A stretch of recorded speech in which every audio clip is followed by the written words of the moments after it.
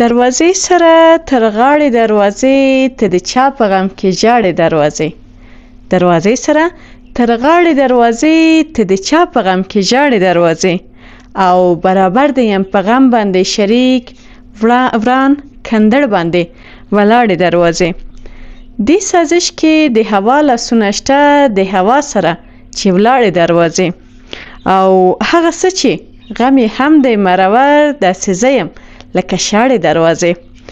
او په وروستیو کې هم زه د کور یم پر دې پورې حیران ته درمانه رانه غواړې دروازې. السلام علیکم قدرمنو لیدونکو، مینه او ادب مې ومنئ. هیله مند یم روغ و جوړ اوسئ، هر چیرې چې یاستئ خوشحاله ارامه سوکاله اوسئ او تل په شونډو مو خندا موسکا او خوښي راوسه. او خوښي او خوشبختي مو همیشه د کور او د ژوند دروازه در ټک ټک. تاسو هم همیشه خوشاله اوسئ، سوکاله اوسئ د خپل عزیزانو سره، د خپل هغو کسان سره چې واقعا تاسو ته ګران دي، واقعا تاسو ته ارزښت لري. او مخامخ او پس شه دواړو حالاتو کې لکه سپینه آینه لکه روښانه آینه ستاسې په وړاندې دي. نو هیله مند یم چې دغسې کسان نه په خپل ژوند کې ډیر زیات ولرئ او همیشه ورسره خوشحاله اوسئ او د خوشبختۍ احساس ورسره وکړئ. ګلونو لیدونکو ښه راغلاست تاسو ټول ته د زړه له کومې بیا هم زما یوټیوب چینل ته او زما یو بلې خپرونې ته تصمیم مې نیولی دی په دې خپرونه کې نه د یوټیوب چینل نوم واخلم نه خپل نوم واخلم، ځکه نور به مې نو په نامه هم پوهیږئ او د چې یوټیوب چینل مې هم په خپل نامه دی. نو پوه به شئ چې حسینه همدرد یم او بیا هم د حسینه همدرد یوټیوب چینل دی. ښه راغلاست تاسې ټول ته ګلونو لیدونکو، خویندو ورونو. ځانګړې مننه کوم له خپلو ټولو هغو قدرمنو هیوادوال څخه د خویندو ورونو څخه چې همیشه په بېلابېلو ویډیوګانو کې ښایسته کومنټونه راته لیکئ، ښکلي نظرونه راسره څرګندوئ او ښکلي نظرونه مو راسره شریکوئ.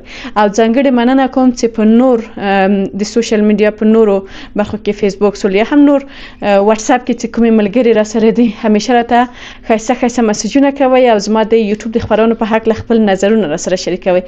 واقعا ډیره زیات اساس د خبرو ستاسې د پیامونو ستاسې د نظرونو څخه منندویه یم او همیشه مې ویل دي، تاسو ته مې هم په ځواب کې بیرته ویل دي چې زه تر خپله وسه پورې نهایي هڅه کوم چې په خپرونو کې ستاسې وړاندیزونو ته عملي بڼه ورکړم تر هغه حده چې امکان پذیر ده، تر هغه حده چې زه کولی شم. نو د خپل ټولو ګلونو خویندو ګیله مې پر سر سترګو چې ډیری خویندو راته مسیج کړی و. البته د دې څو مودې راهیسې ما د مسیجونه ځان سره یادداشت ساتلي ول. ځینې خویندو به کومنټونه هم کول چې ډیره موده کېږي چې د ښکلا خپرونه دې همداسې شاته پرېښې ده. ځینو بیا ویل دي چې کرکټ ته دې مخه کړې، ځینو بیا ویل دي چې د کلمې او شاعري ته دې مخه کړې ده او ځینو هم ویل دي چې پخلی یا یعنې په ټوله کې دا چې موږ تاسې هرې برخې ته علاقه وښیو، هره برخې ته مینه وښیو. طبعا چې په همغه برخه کې چې زموږ خوښیږي غواړو چې زموږ هغه کسان چې په میډیا کې دي هغوی په همغه اړوند خپرونې ولري. نو ستاسې ګیله پر سر سترګو د خپلو ټولو قدرمنو خویندو ورونو څخه چې په بېلابېلو برخو کې دوی همیشه نظر راسره څرګندوي. ځینې وخت ورونه وایي چې پخلی دې پرېښی دی، ځینې هم نجونو ته دغه ګیله کړې وه چې د ښکلا خپرونه دې ډېر وخت کېږي چې نه ده وړاندې کړې او موږ ته د کوم نوی څه نه دی جوړ کړی. نو ګیله مو پر سر سترګو، خو دا د وارې راورسېده. ګلونو لیدونکو زه یوازې یم د پریزنټ په برخه کې د دې خپرونې د جوړولو په برخه کې. نو د هغې لپاره هڅه کوم چې په بېلابېلو برخو کې ښایسته خپرونې تاسو ته وړاندې کړم او هیله مند یم چې ستاسو هم د خوښې وړ وګرځي. واقعا زه خوشحالیږم او دا زه انتقاد هم نه ګڼم چې دا انتقاد په ما باندې شوی اوسي چې زه ولې په دغه برخه کې خپرونه لرم یا په دغه برخه کې نه لرم.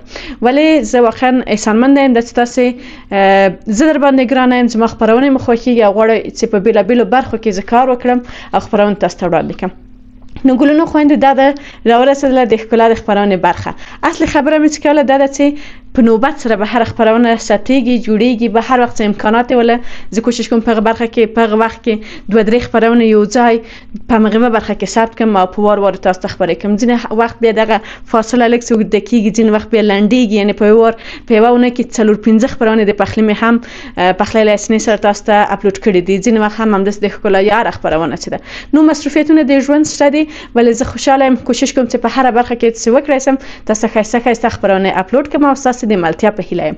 ګلونو خویندو نن د ښکلا د خپرونې برخه ده. په دغه برخه کې زه غواړم چې د تیرو خپرونو په توپیر باندې لاړ شو. هغه نجونې هغه ګلونه خویندې چې له نکریزو، حنا، نقش، نگار، مهندی، یعنی دغه یعنی په ټوله کې نکریزې په سوچه پښتو ژبه کې څنګه وایو چې له دې سره مینه لري غواړم چې د نکریزو د حنا یو ښکلی نقش تاسو دروښیم د څنګه کولای شو یو ښایسته نقش وباسو نو دغه تاسو به ټول پوره وګورئ که چیرې خوښه مو شوله دلته یو شرط هم شته که چیرې خوښه مو شوله په راتلونکي کې به همدغه شان خپرونه ډېرې کم نو تاسو حتما خپل نظرونه سره شریک کړئ د خبرونه په لړ کې د ویډیو په لړ کې کمنټ وکړئ ترڅو کوم خوښ سول کې مثبت برخه ډیره وخت دا کوشش وکم حداقل حتی په دوونه کې یو ځل یا په یوونه کې یو ځل دوه ځل هر څومره چې وشوله د ښکلا د خبرونه برخه کې به په ځانګړي توګه د نکریزو یا د حنا مهندي یا خینې په برخه کې به تاسو ښایسته ډیزاینونه ز ثبت کوم اپلوډ وکم او تاسو سره به شریک کړم په ځانګړي توګه هغه جنونه چې خوښیږي چې د نکریزو یا د حنا د نکریزو ښکلی نقش واسو یعنی ساده وطني سابقه نقش نه چې ورغوي به د خینه کړل د 15 ګوتې اوس نو ماشاءالله هر څه پرمختګ کړی دا ویل چې ټکنالوژي پرمختګ ده چې ډېری کله نجونې ښایسته ګلونه پې وباسي او زده کړي دي او نورو نجونو ته هم هغه لاس یې پې ښکلی کوي نو ګلان لیدونکو ملتیا راسره وکړئ لاړ به سو په ګډه سره به ویډیو شروع کړو هغه برخه چې نکریزې دي نو ملتیا مو غواړم ښایسته کومنټونو ته مو هم په تمه یم